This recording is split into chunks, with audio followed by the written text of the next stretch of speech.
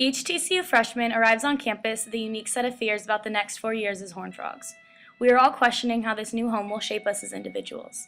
The children's literature we read in London Through a Child's Eyes can help students ease the change from the familiar home environment to their new homes at TCU.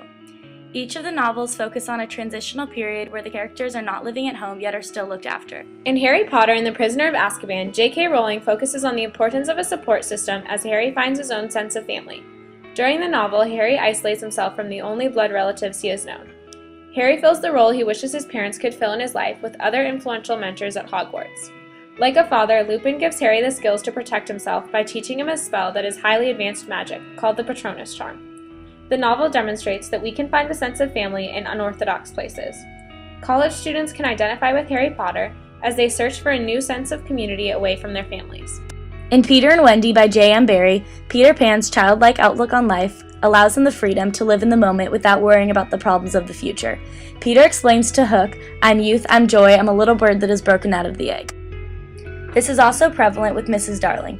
Although she is an adult, the kiss is a representation of her childhood, which keeps her young at heart. This parallels college freshmen's memories and dreams of their childhood that they hold on to. We must remember during this phase of our lives that we are not purely abandoning childhood for adulthood. Although we are required to take on new responsibilities, holding on to childhood characteristics like curiosity and adventure can be valuable. In the BFG by Roald Dahl, Sophie shows readers the importance of standing up for what you believe in and stepping beyond superficial stereotypes. When she sees the BFG, she assumes that he would fit the typical harsh description of a giant, but she sees past her initial judgments, recognizing that he is a good giant and that she need not be afraid of him. Together, the BFG and Sophie take on the injustice of the evil giants with the help of the Queen. Sophie embodies the responsibility we have as college freshmen to look past our circumstances to change the injustice of the world around us.